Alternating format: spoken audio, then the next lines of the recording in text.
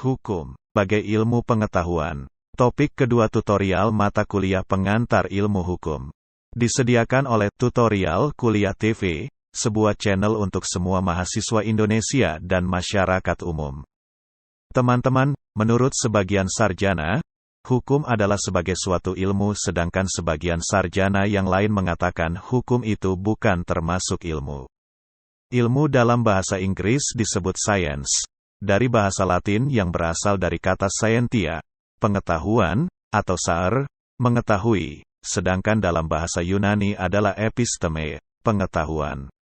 Kamus Besar Bahasa Indonesia menyatakan bahwa ilmu adalah pengetahuan tentang suatu bidang yang tersusun secara bersistem menurut metode-metode tertentu yang dapat digunakan untuk menerangkan gejala-gejala tertentu di bidang itu. Ilmu memiliki 3 dimensi yaitu, 1. Sebagai masyarakat, 2. Proses kegiatan, dan 3. Produk. Sebagai masyarakat, ilmu menampakkan diri sebagai kehidupan yang didasarkan norma-norma keilmuan. Sebagai proses kegiatan, ilmu terlihat pada kegiatan penelitian, sebagai produk ilmu terlihat pada diketemukannya teori, hukum, dalil, dan lain-lain. Pengertian ilmu lebih banyak diartikan sebagai produk yaitu hasil dari kegiatan penelitian. Menurut Kamus Umum Bahasa Indonesia, ilmu disusun secara sistematis. Secara etimologis ilmu berasal dari bahasa Arab, alima, yang berarti tahu. Sedangkan secara terminologi ilmu berarti pengetahuan yang mempunyai ciri-ciri, tanda-tanda dan syarat-syarat tertentu, yaitu, 1. Mempunyai objek, 2. Mempunyai tujuan, 3. Mempunyai metodologi, 4. Empiris, dan 5. Sistematis. Menurut beberapa pakar hukum yang mengatakan hukum itu sebagai suatu ilmu, berkesimpulan bahwa syarat-syarat seperti yang disebutkan di atas sudah terpenuhi. Contohnya, objek ilmu hukum adalah hukum itu sendiri. Hukum juga mempunyai tujuan, misalnya hukum itu bertujuan untuk mencapai keadilan. Selanjutnya di dalam mempelajari hukum dikenal beberapa metode seperti metode normatif, sosiologis, interdisipliner, dan lain-lain. Demikian juga hukum dapat ditangkap oleh panca indera yaitu berbentuk peraturan.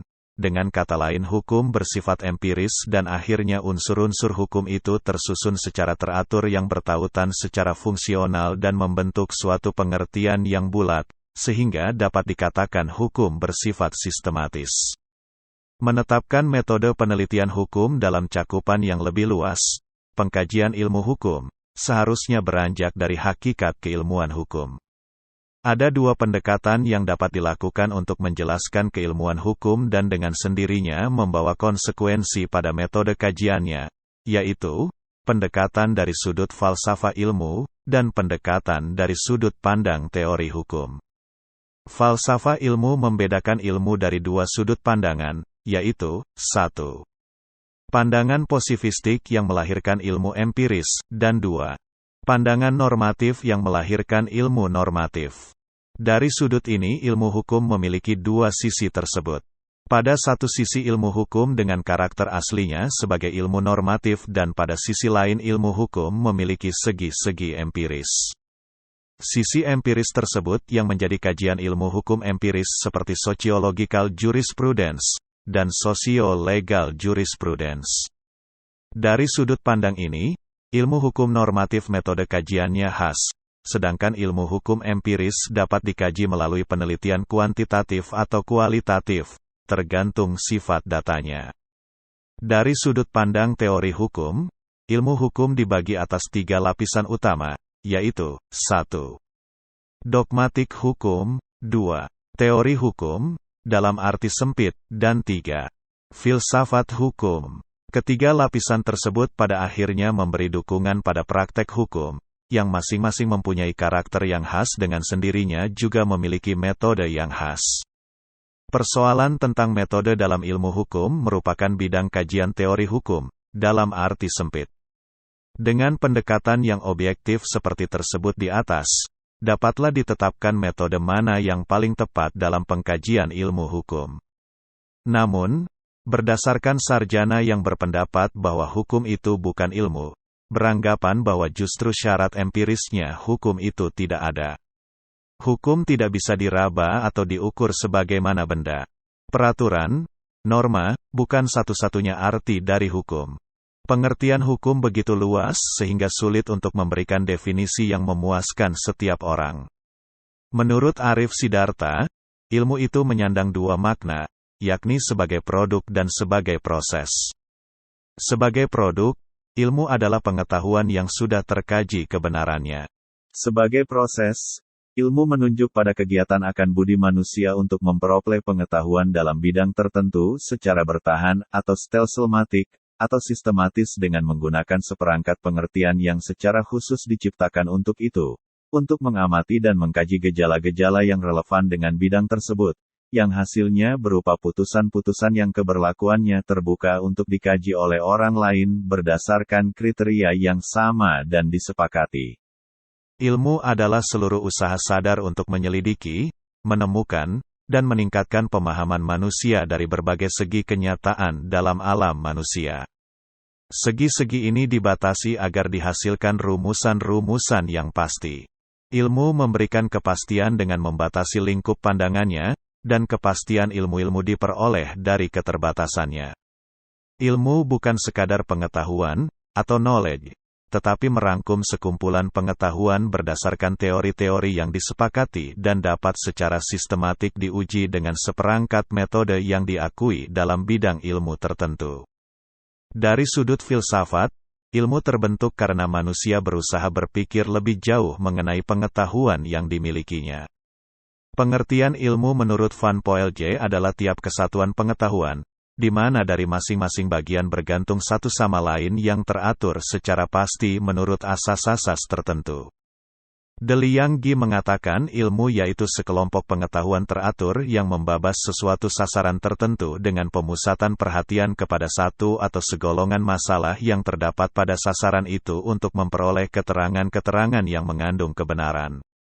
Definisi ilmu, atau science, dari International Webster's Dictionary, 1987, adalah sebagai berikut: Science is accumulated knowledge which is systemized and formulated with reference to the discoveries of general truth or the operation laws. Secara sederhana, ilmu adalah pengetahuan yang sudah diklasifikasi, diorganisasi, disistematisasi dan diinterpretasi yang menghasilkan kebenaran objektif yang sudah diuji ulang secara ilmiah. Segala sesuatu tidak akan disebut sebagai ilmu dengan mudah, tetapi akan disebut sebagai ilmu apabila telah memenuhi syarat-syarat tertentu. Berikut adalah syarat-syarat dari sesuatu untuk dapat disebut ilmu. 1. Ilmu harus mempunyai objek, karena kebenaran yang hendak diungkapkan dan dicapai adalah persesuaian antara yang diketahui dengan objek. Persesuaian ini tidak harus mengenai seluruh aspek objeknya, tapi sekurang-kurangnya harus sesuai dengan salah satu atau beberapa aspek dari objeknya. Oleh karena itu, harus dibedakan antara objek material dan objek formal yang diungkapkan oleh ilmu ini. Objek material adalah kenyataan yang diselidiki atau dibahas, sedangkan objek formal adalah aspek khusus atau tertentu dari objek material yang diungkapkan atau suatu disiplin ilmu. 2. Ilmu harus mempunyai metode, karena untuk mencapai suatu kebenaran yang objektif dalam mengungkapkan objeknya ilmu tidak dapat bekerja secara serampangan. Untuk itu diperlukan cara tertentu yang tepat yang disebut metode keilmuan. 3. Ilmu harus sistematis, dalam mendeskripsikan pengalaman-pengalaman atau kebenaran-kebenaran tentang objeknya harus dipadukan secara harmonis sebagai satu kesatuan yang teratur. 4. Ilmu bersifat universal dan berlaku umum. Pengertian ilmu pengetahuan menurut Surjono Sukanto adalah pengetahuan, knowledge, yang tersusun sistematis dengan menggunakan kekuatan pemikiran, pengetahuan di mana selalu dapat diperiksa dan ditelaah, dikontrol, dengan kritis oleh setiap orang lain yang mengetahuinya. Sondang Siagian mengungkapkan, ilmu pengetahuan merupakan suatu objek ilmiah yang memiliki sekelompok prinsipil, dalil, rumus, yang melalui percobaan yang sistematis dilakukan berulang kali telah teruji kebenarannya. Dalil-dalil, prinsip-prinsip, dan rumus-rumus mana dapat diajarkan dan dipelajari. UNESCO membagi ilmu menjadi 1. Ilmu eksakta alam, ilmu pengetahuan alam, 2. Ilmu sosial, ilmu pengetahuan sosial, dan 3. Ilmu humaniora. IPA terdiri dari fisika, kimia, biologi, dan lain-lain. IPS terdiri dari politik, ekonomi, psikologi, sosiologi, dan antropologi. UNESCO memasukkan hukum ke dalam ilmu humaniora. Humaniora adalah ilmu yang diciptakan manusia untuk membuat agar manusia itu lebih manusiawi. Di lain pihak ilmu dapat dilihat dari fungsinya dapat dibedakan menjadi ilmu dasar dan ilmu pembantu. Ilmu pembantu bertujuan untuk membantu ilmu pokok. Ilmu pembantu itu antara lain matematika, bahasa, etika, sedangkan ilmu dasarnya seperti fisika, kimia, sosiologi, dan lain-lain. Ilmu pengetahuan alam adalah ilmu yang mempunyai objek makhluk hidup dan benda mati. Ilmu pengetahuan kerohanian adalah ilmu pengetahuan yang mempelajari perwujudan spiritual daripada kehidupan bersama di dalam masyarakat. Sedangkan, ilmu pengetahuan sosial adalah suatu ilmu yang membicarakan tentang hubungan-hubungan sosial. Ilmu sosial mempunyai objek kehidupan bermasyarakat dan masyarakatnya itu sendiri. Hal ini banyak persamaan dengan ilmu sosiologi yang mempunyai objek hidup bermasyarakat. Ilmu hukum meninjau masyarakat dengan menggunakan norma-norma yang berasal dari pengertian-pengertian hukum. Perbuatan, peristiwa-peristiwa dalam masyarakat itu dipisahkan dari hubungan selanjutnya di dalam masyarakat dan mendapat arti dan fungsi yang khusus di dalam pengertian hukum itu. Sedangkan, ilmu politik menyelidiki tindakan-tindakan dan lembaga-lembaga yang ada dan selama ada hubungannya dengan perjuangan kekuasaan, politik, susunan kenegaraan, dan sebagainya. Berdasarkan objeknya itu, lagi-lagi hukum dipertanyakan apakah termasuk ilmu pengetahuan humaniora atau ilmu pengetahuan sosial. Tetapi jika melihat objeknya hukum itu baru diperlukan serta eksis jika berada dalam substratnya yaitu masyarakat. Hukum berfungsi untuk mengatur hubungan masyarakat. Oleh karena itu jika melihat objeknya ini, hukum termasuk dalam kelompok ilmu pengetahuan sosial. Sama halnya juga dengan mahasiswa hukum, yaitu mempelajari faktor-faktor dari luar yang mempengaruhi hukum itu di antaranya faktor sosial, politik, budaya, ekonomi dan nilai-nilai yang terkandung dalam bidang ilmu lain. Ilmu hukum memandang hukum dari dua aspek, yaitu hukum sebagai sistem nilai dan hukum sebagai aturan sosial. Mempelajari hukum adalah memahami kondisi intrinsik aturan hukum. Hal inilah yang membedakan ilmu hukum dengan disiplin lain yang mempunyai kajian hukum. Disiplin-disiplin lain tersebut memandang hukum dari luar. Studi-studi sosial tentang hukum menempatkan hukum sebagai gejala sosial. Sedangkan studi-studi yang bersifat evaluatif menghubungkan hukum dengan etika dan moralitas. Salah satu sistematika ilmu pengetahuan sebagaimana disampaikan oleh Jojo Di Guno adalah ilmu pengetahuan teoritis sebagai berikut. 1. Ilmu pengetahuan nomotetis, yang mempelajari keajaiban, rutinitas yang selalu berulang dalam suatu rangkaian peristiwa yang lalu dicari dalilnya. Mengemukakan hal yang umum dan akan terulang apabila dalam keadaan yang sama. 2.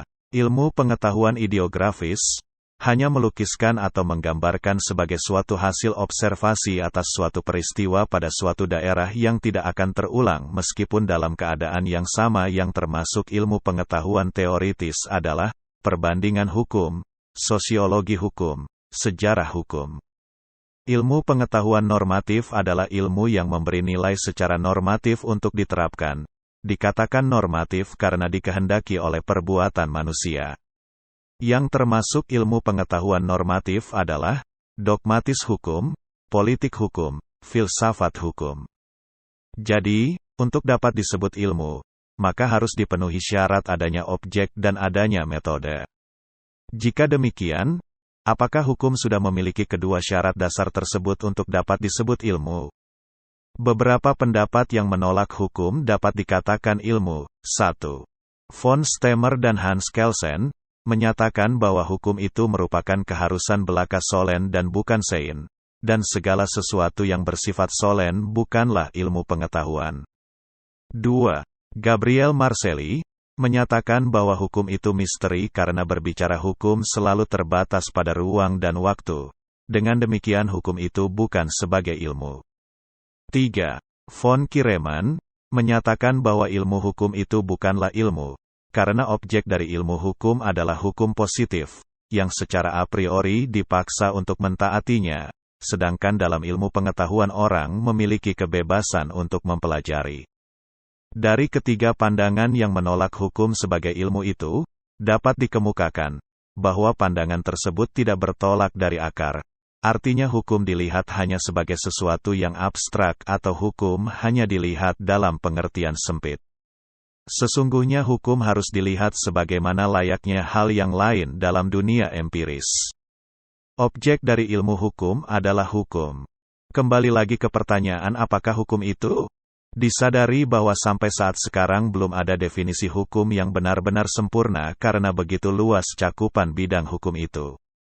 Maka, akar dari pemahaman ini adalah tingkah laku manusia dan manusia itu sendiri di dalam pergaulan hidupnya, dan hal inilah awal mula dari objek ilmu hukum dan bagaimana menyusun suatu peraturan-peraturan bagi pergaulan hidup manusia melalui suatu peraturan yang akan mengatur tingkah laku dan pergaulannya untuk mewujudkan apa yang dicita-citakan hukum. Menyusun suatu hukum yang baik dan sesuai dengan cita-cita hukum diperlukan suatu metode.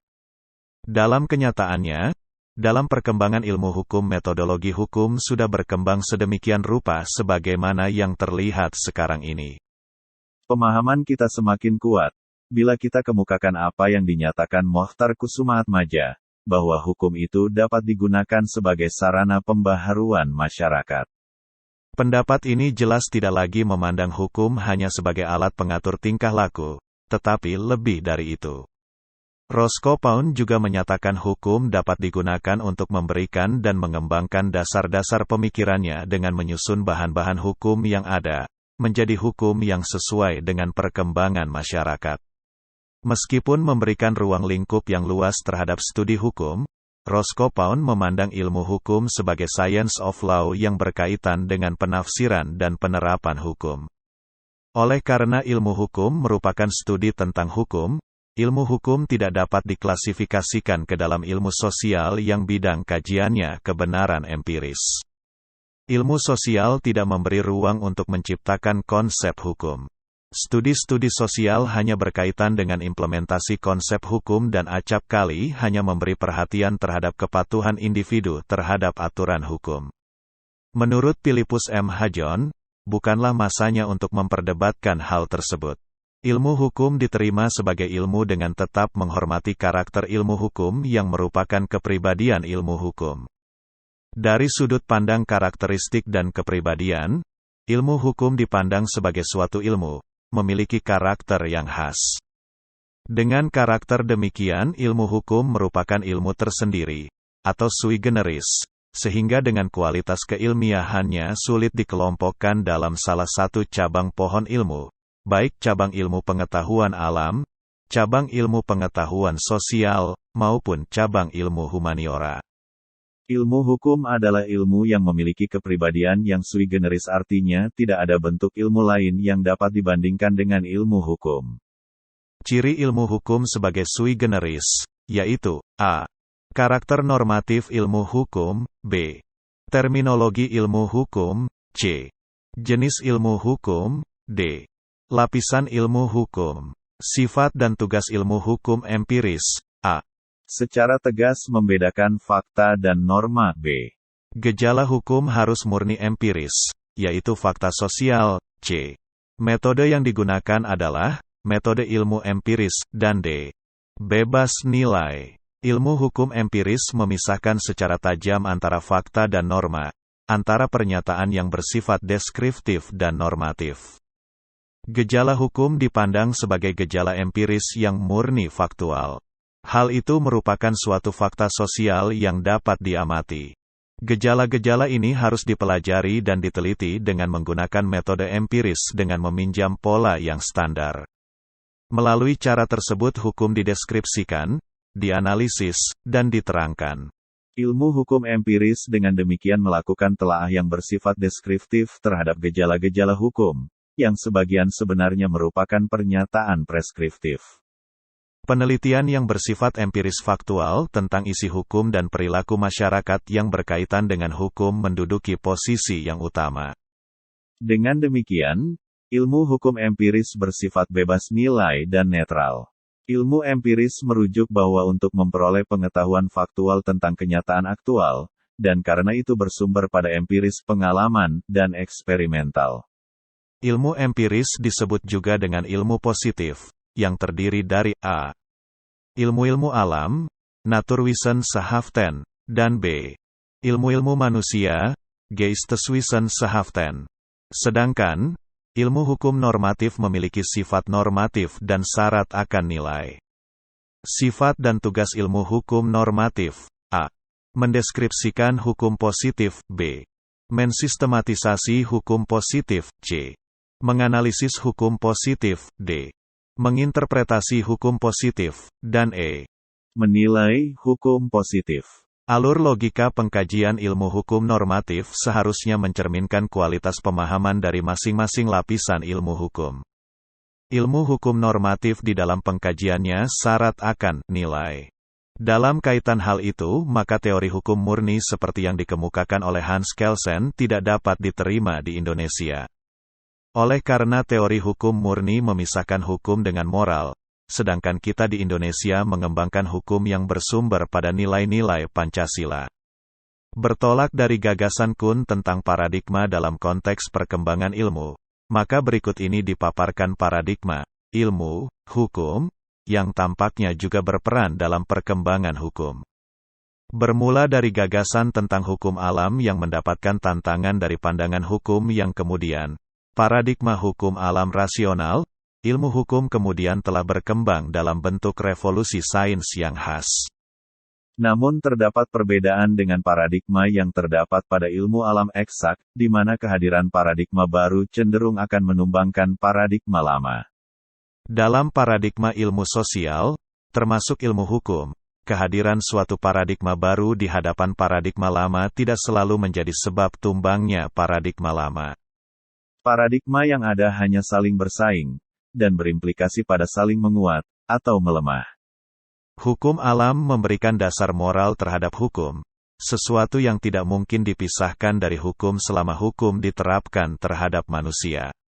Potensi hukum alam ini mengakibatkan hukum alam senantiasa tampil memenuhi kebutuhan zaman manakala kehidupan hukum membutuhkan pertimbangan-pertimbangan moral dan etika. Implikasinya hukum alam menjelma dalam konstitusi dan hukum-hukum negara.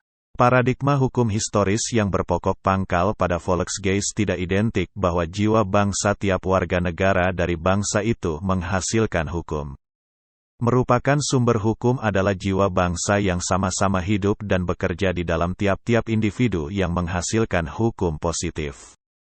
Hal itu menurut Savigny tidak terjadi dengan menggunakan akal secara sadar, akan tetapi tumbuh dan berkembang di dalam kesadaran bangsa yang tidak dapat dilihat dengan panca indera. Oleh Bentham, teori itu secara analogis diterapkannya pada bidang hukum. Baik buruknya hukum harus diukur dari baik buruknya akibat yang dihasilkan oleh penerapan hukum itu. Suatu ketentuan hukum baru dapat dinilai baik, jika akibat-akibat yang dihasilkan dari penerapannya adalah kebaikan, kebahagiaan sebesar-besarnya dan berkurangnya penderitaan.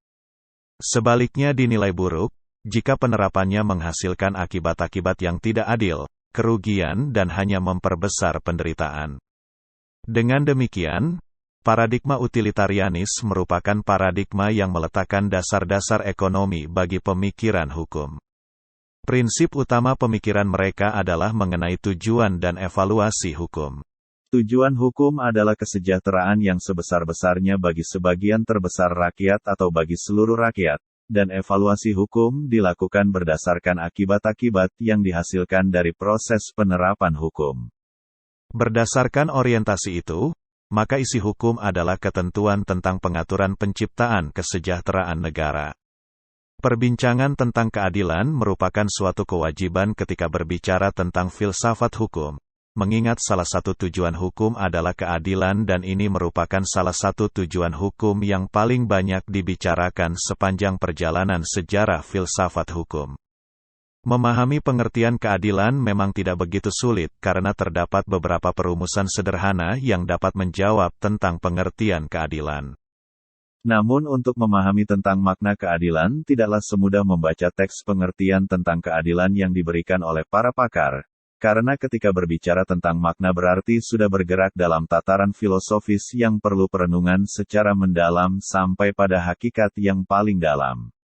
Ilmu hukum, dari segi objek, dapat dibedakan atas ilmu hukum dalam arti sempit, yang dikenal dengan ilmu hukum dogmatik, ilmu hukum normatif, dan ilmu hukum dalam arti luas. Ilmu hukum dalam arti luas dapat ditelaah dari sudut pandangan sifat pandang ilmu maupun dari sudut pandangan tentang lapisan ilmu hukum seperti yang dilakukan oleh J. Gijssel dan Mark van Hoecke. Dari sudut pandang ilmu dibedakan pandangan posifistik dan pandangan normatif. Dari sudut pandangan ini dibedakan ilmu hukum normatif, dogmatik, dan ilmu hukum empiris. Perbedaan antara ilmu hukum empiris dan ilmu hukum normatif menurut D.H.M. McQuisson digambarkan dalam sifat ilmu hukum empiris, antara lain, 1. Secara tegas membedakan fakta dan norma, 2. Gejala hukum harus murni empiris, yaitu fakta sosial, 3. Metode yang digunakan adalah metode ilmu empiris, dan 4. Bebas nilai. Implikasi dari perbedaan mendasar antara ilmu hukum normatif dan ilmu hukum empiris adalah, a. Dari hubungan dasar sikap ilmuwan. Dalam ilmu hukum empiris ilmuwan adalah sebagai penonton yang mengamati gejala-gejala objeknya yang dapat ditangkap oleh panca indera, sedangkan dalam ilmu hukum normatif, yuris secara aktif menganalisis norma sehingga peranan subjek sangat menonjol. b. Dari segi kebenaran ilmiah. Kebenaran ilmu hukum empiris adalah kebenaran korespondensi, yaitu bahwa sesuatu itu benar karena didukung fakta dengan dasar kebenaran pragmatik yang pada dasarnya adalah konsensus sejawat sekeahlian. J. Gijssel dan Mark van Hoecke membedakan ilmu hukum berdasarkan pelapisan ilmu hukum, yang meliputi 1. Filsafat hukum, 2. Teori hukum, 3.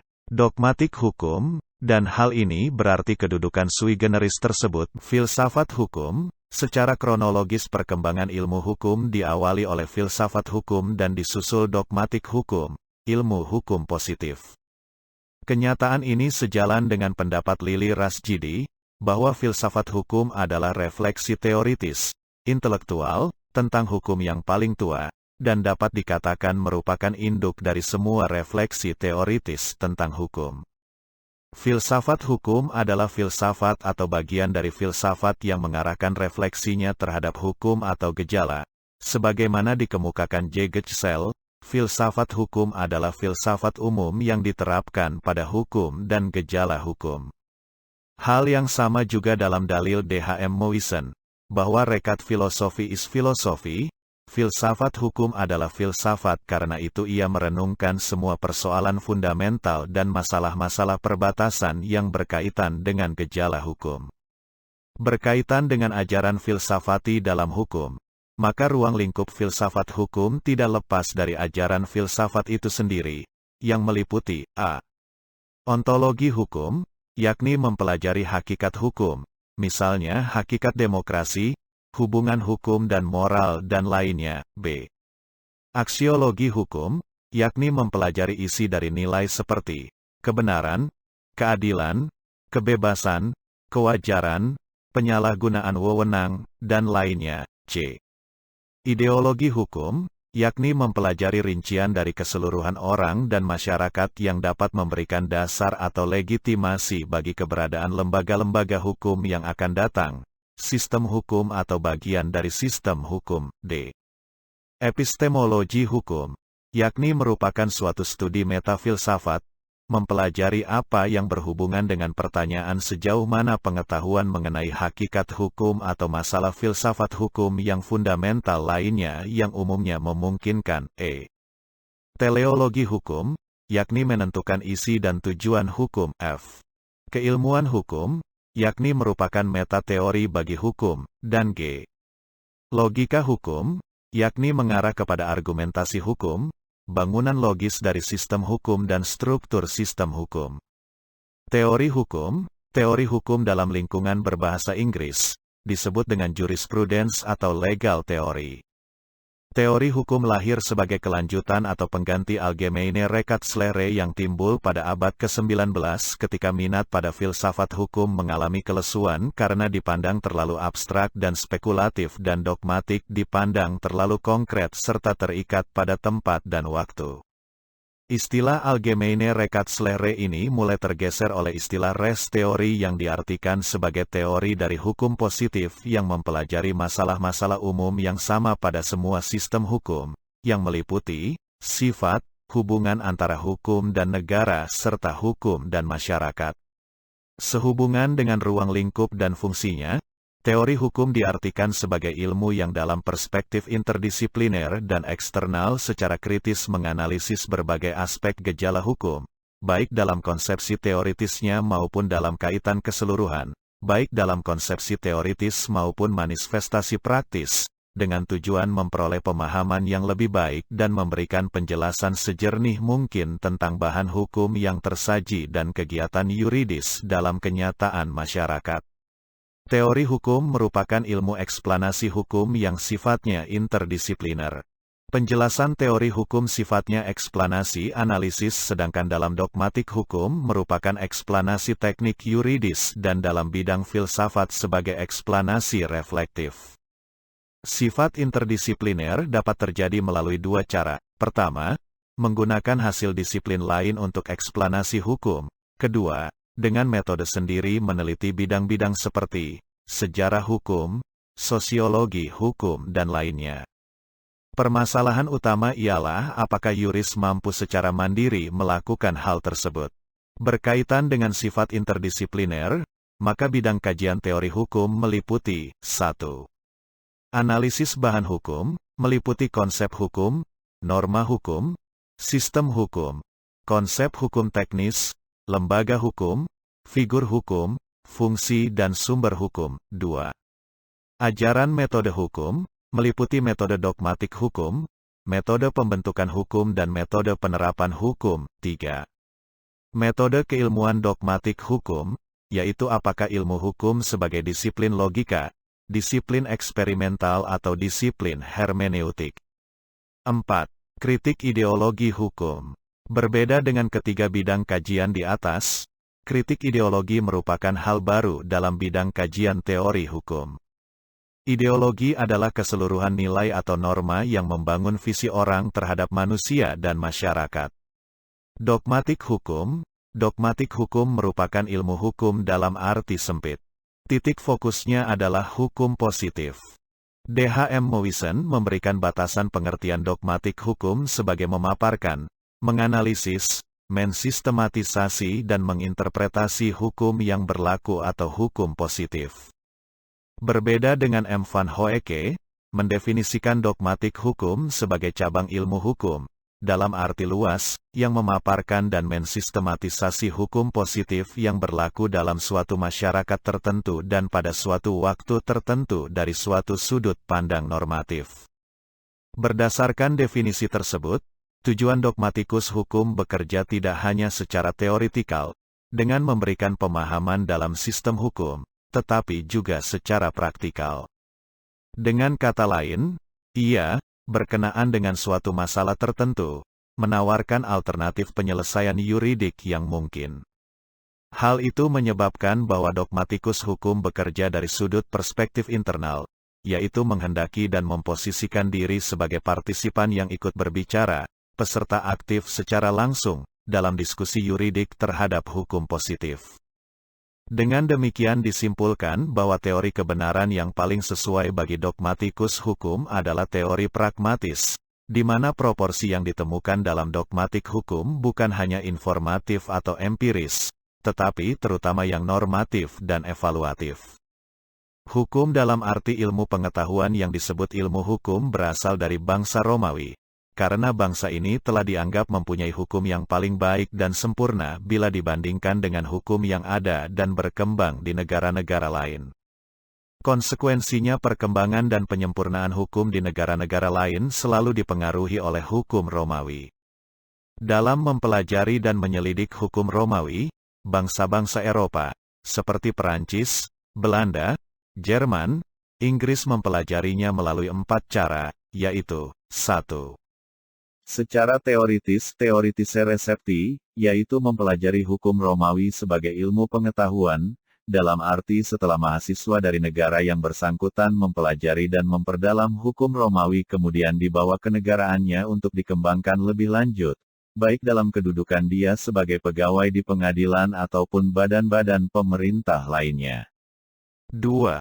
Secara praktis, practice recepti, karena menganggap hukum Romawi ini lebih tinggi tingkatnya dari hukum manapun di dunia, bangsa-bangsa Eropa Barat mempelajarinya dan melaksanakan atau menggunakan hukum Romawi ini dalam kehidupannya sehari-hari dalam negaranya. 3.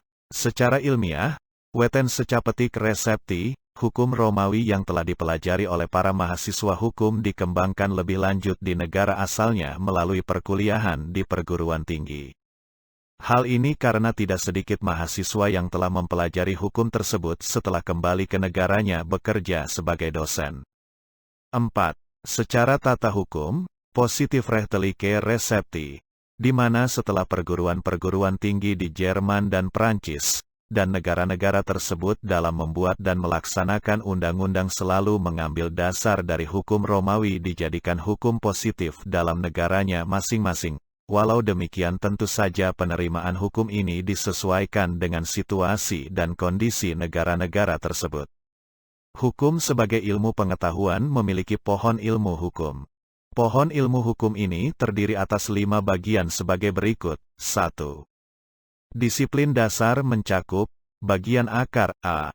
Filsafat hukum, B. Sosiologi dan antropologi hukum, C. Psikologi hukum, D.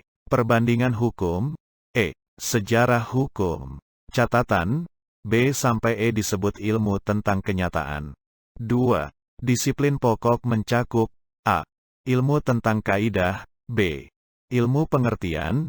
Catatan, A dan B disebut ilmu dogmatik hukum. 3. Disiplin pengarah mencakup, politik hukum. 4. Disiplin cabang, A. Ilmu hukum tata negara, B. Ilmu hukum administrasi negara, C.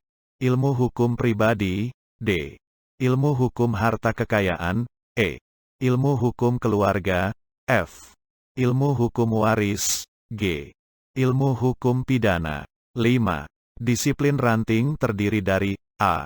Ilmu hukum substantif, hukum material, B. Ilmu hukum adjektif, hukum formal dilihat dari ruang lingkupnya ilmu dapat dibedakan menjadi 1. Ilmu murni, dan 2. Ilmu terapan. Ilmu murni adalah untuk pengembangan ilmu itu sendiri, sedangkan ilmu terapan adalah yang mengambil manfaat dari ilmu murni. Ilmu hukum adalah ilmu murni, sedangkan perundang-undangan adalah ilmu terapan, ilmu kimia adalah ilmu murni, dan ilmu farmasi adalah terapan. Klasifikasi atau penggolongan ilmu pengetahuan mengalami perkembangan atau perubahan sesuai dengan semangat zaman. Terdapat banyak pandangan yang terkait dengan klasifikasi ilmu pengetahuan yang dapat ditemui. Menurut subjeknya 1. Teoritis. A. Nomotetis adalah ilmu yang menetapkan hukum-hukum yang universal berlaku, mempelajari objeknya dalam keabstrakannya dan mencoba menemukan unsur-unsur yang selalu terdapat kembali dalam segala pernyataannya yang konkret bila mana dan di mana saja, misalnya adalah ilmu alam, ilmu kimia, sosiologi, ilmu hayat dan sebagainya. B. Ideografis, ide, cita-cita, grafis, lukisan, ilmu yang mempelajari objeknya dalam konkret menurut tempat dan waktu tertentu, dengan sifat-sifatnya yang menyendiri, unik. Misalnya ilmu sejarah, etnografi, ilmu bangsa-bangsa, sosiologi, dan sebagainya. 2. Praktis, applied science, ilmu terapan, ilmu yang langsung ditujukan kepada pemakaian atau pengalaman pengetahuan itu. Jadi menentukan bagaimanakah orang harus berbuat sesuatu. Maka ini pun diperinci lebih lanjut yaitu A. Normatif, ilmu yang memesankan bagaimanakah kita harus berbuat, membebankan kewajiban-kewajiban dan larangan-larangan, misalnya, etika, filsafat kesusilaan, filsafat moral. B. Positif, applied dalam arti sempit, yaitu ilmu yang mengatakan bagaimanakah orang harus berbuat sesuatu, mencapai hasil tertentu.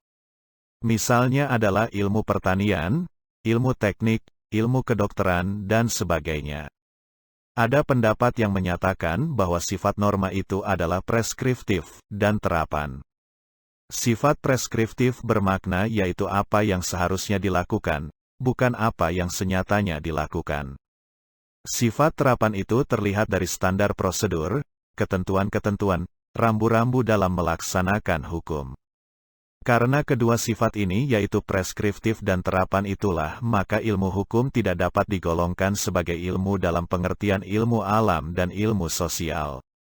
Jika sifat preskriptif dan terapan dijadikan tolak ukur untuk menentukan golongan mana norma hukum itu, apakah masuk kategori ilmu alam atau ilmu sosial, tidaklah terlalu tepat.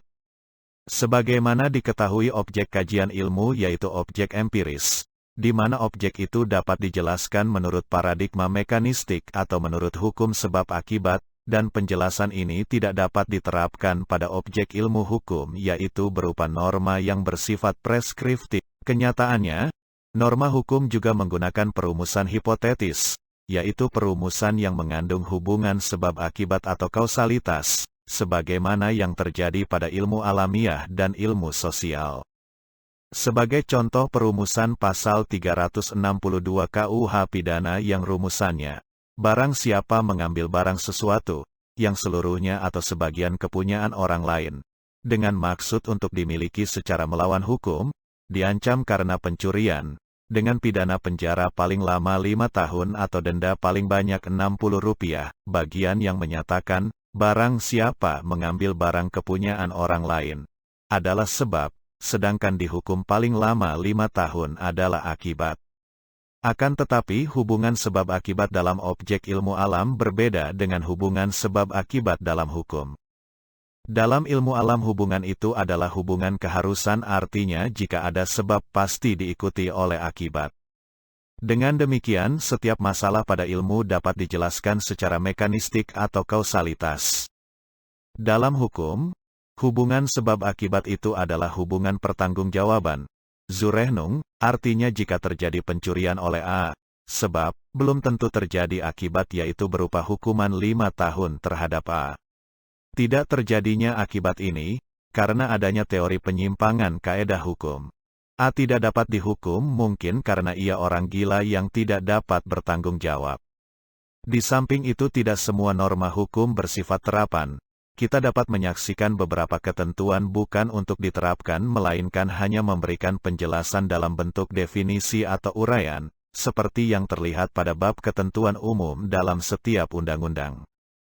Sebagai contoh ketentuan pasal 1 angka 1 Undang-Undang Nomor 48 Tahun 2009 sebagai berikut, kekuasaan kehakiman adalah kekuasaan negara yang merdeka untuk menyelenggarakan peradilan guna menegaskan hukum dan keadilan berdasarkan Pancasila dan UUD Negara Republik Indonesia tahun 1945, demi terselenggaranya negara hukum Republik Indonesia.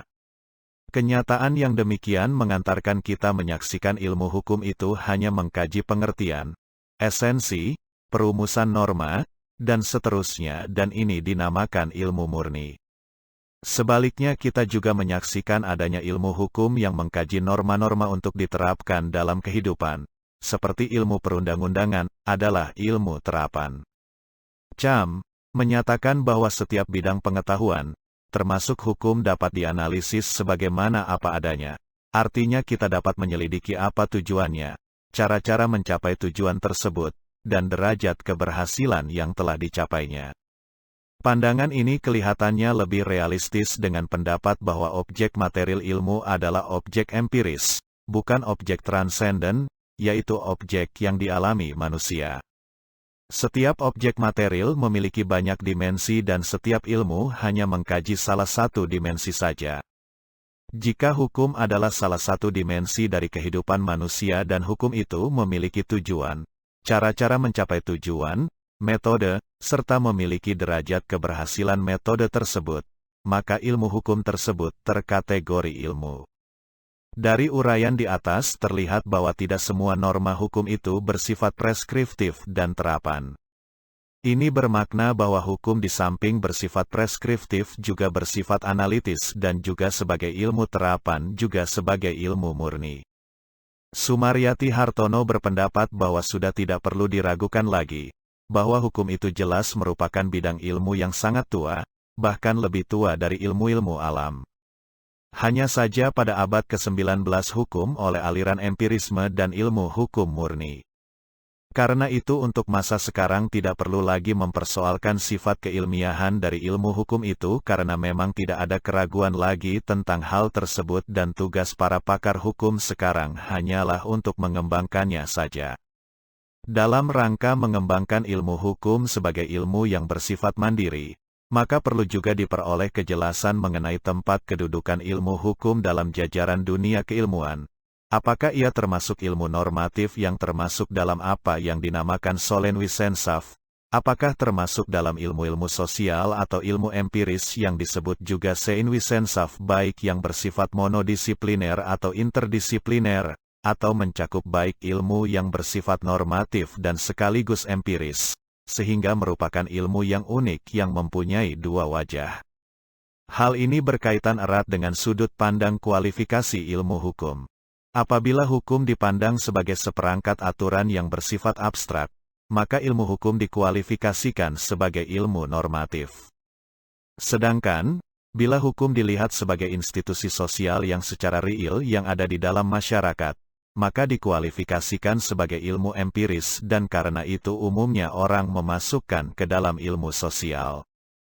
Menurut Utrecht, ilmu hukum termasuk kelompok ilmu sosial, ilmu empiris. Sedangkan, menurut Arif Sidarta, ilmu hukum termasuk ke dalam ilmu normatif. Ilmu hukum mempunyai hakikat interdisipliner. Hakikat ini dapat dilihat dari penggunaan berbagai disiplin ilmu pengetahuan untuk membantu menerangkan berbagai aspek yang berhubungan dengan kehadiran dalam masyarakat. Berbagai aspek hukum yang ingin kita ketahui ternyata tidak dapat dijelaskan dengan baik tanpa memanfaatkan disiplin-disiplin ilmu pengetahuan lain, seperti politik, antropologi, ekonomi, dan lain-lain. Ilmu hukum dipandang sebagai ilmu, baik dari sudut pandangan posifistik maupun sudut pandangan normatif. Praktek hukum menyangkut dua aspek utama, yaitu, 1. Penerapan hukum, 2. Pembentukan hukum. Surojo Wignodipuro mengatakan bahwa hukum itu adalah ilmu sosial. Oleh karena itu yang disoroti hanyalah hukum positif saja. Ilmu hukum positif itu agar dapat mencapai tujuannya menggunakan ilmu-ilmu hukum lainnya. Purnadi Purbacaraka dan Surjono Sukanto mengemukakan bahwa ilmu hukum sebagai kumpulan berbagai cabang ilmu pengetahuan yang meliputi 1. Ilmu tentang kaidah, 2. Ilmu pengertian, 3. Ilmu tentang kenyataan. Demikian, ilmu hukum dapat dikatakan sebagai ilmu yang mempelajari hukum atau ilmu yang pokok bahasannya adalah hukum. Bahkan dalam arti yang luas dikatakan bahwa ilmu hukum itu mengkaji dan membicarakan segala hal yang berhubungan dengan hukum. Pada umumnya, kemanfaatan dari studi politik hukum adalah memberikan kekayaan pemahaman atas dinamika hubungan antara hukum dan politik secara kritis dan komprehensif, baik meliputi aspek latar belakang, motif-motif politik, suasana pergulatan berbagai kepentingan yang bertarung, di balik lahirnya hukum. Dengan perkataan lain, dengan mempelajari politik hukum, maka dapat dipahami suasana kebatinan, geistlichen Hintergrund, saat produk hukum dibuat, sehingga tentu dapat diketahui dan dipahami secara pasti jiwa, roh atau kehendak dari lahirnya suatu hukum. Perbedaan ilmu hukum dengan cabang-cabang ilmu hukum yaitu, bahwa ilmu hukum mementingkan bidang ruang yaitu menyelidiki pengertian dasar dan asas hukum secara keseluruhan. Cabang ilmu hukum mementingkan isinya dan mempelajari pengertian dan asas hukum yang khusus. Perbedaan ilmu hukum dengan politik hukum yaitu bahwa ilmu hukum itu netral sedangkan politik hukum bertujuan mendapatkan peraturan-peraturan hukum yang lebih baik. Demikianlah tutorial, Hukum sebagai Ilmu Pengetahuan. Channel Tutorial Kuliah TV, dimaksudkan membantu mahasiswa perguruan tinggi negeri dan perguruan tinggi swasta manapun di Indonesia. Video tutorial juga dituturkan dan disubtitelkan agar dapat ditonton, dibaca sambil didengarkan. Jangan khawatir jika belum langsung paham. Itu wajar. Untuk pemahaman yang lebih baik, putar dan dengarkan video ini berulang-ulang. Selamat mengikuti. Subscribe dan like, agar Anda mendapatkan update tutorial lainnya. Bagikan juga link video ini, agar teman lain juga mendapatkan manfaat channel ini. Sekian dan terima kasih.